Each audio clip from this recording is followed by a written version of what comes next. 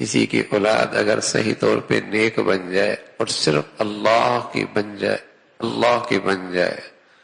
اور ماں باپ اسے صرف دنیا کا پرزہ بنانا چاہیں اور کسی فیکٹری اور کارخانے کا ایک جسے کہیں کہ حصہ بنانا چاہیں اور ان کے پیش نظر آخرت نام کی کوئی چیز نہ ہو، تو بس اوقات انہیں اپنی اولاد سے بھی یہی شکوہ ہونے لگتا ہے کہ ہمیں تم سے بڑی امید تھی، یہ کیا ہو گیا،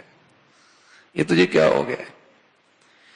اور آج کا مسلمان اپنے بچوں کو دیندار صرف کچھ بنانا بھی چاہتا ہے تو صرف اتنا، بس اتنا کہ مجھے گالی نہ دے، مجھے گالی نہ دے، جوتا نہ مارے، بس آرام سے کما کے لائے بس۔ اور تھوڑا وہ دین سے آگے بڑھنا لگتا ہے، نہ بیٹے اتنا نہیں، اتنا آگے نہیں، اتنا آگے نہیں، بس اتنا ہی کافی ہے۔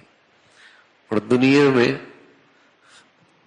گھومتا رہے، پھرتا رہے، جتنا خوار ہو، بڑا ہوشیار ہو، بڑا تیز ہے، دین کے معاملے میں تھوڑا سا قدم آگے، نہ اتنا نہیں، ہاں اتنا دین، وہ بھی ان لوگوں کے ہاں جنہیں کچھ دماغ میں یہ احساس ہے کہ دین سے آدمی انسان بنتا ہے، جنہیں تھوڑا سا یہ احساس ہے کہ دین سے آدمی انسان بنتا ہے، تو وہ بھی اپنی اولاد کے لیے صرف اتنا دین کہ بس ہمیں جوتا نہ مارے، گالی نہ دے، بس آرام سے کما کے لائے اور پیسہ ضائع نہ کرے۔ اس سے آگے نکلنا نہ اس سے ڈیپ نہیں ہے، بس اتنا کافی ہے، بس بیٹے نماز روزہ کافی ہے، بس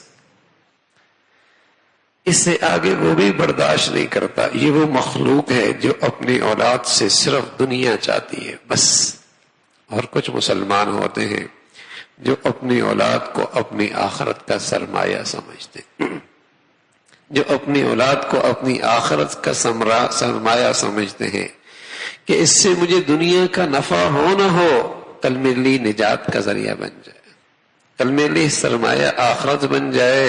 کل میری آخرت سنوار دے، اپنی خربوں سال کی زندگی اس کی سنور جائے، اللہ کرے میری اولاد ایسی ہو جائے۔ یہ نبیوں کی سمجھ ہے، یہ نبیوں کی بصیرت ہے، یہ انبیاء علیہ الصلوۃ والسلام کی نظر ہے۔ اللہ کا ایک نبی اللہ سے کہتے ہیں وَهَبْ لِي مِن لَّدُنْكَ وَلِيًّا يَرِثُنِي وَيَرِثُ مِنْ آلِ یعقوب، اے اللہ ایسی اولاد دے دے جو آل یعقوب کے دین کی حفاظت کر سکے۔ کیا سمجھ بوجھ ہے نبی کی، اللہ سے اولاد بھی مانگتے ہیں لیکن اللہ کی دین کی خاطر مانگتے ہیں، اللہ کے دین کی حفاظت کے لیے مانگتے ہیں۔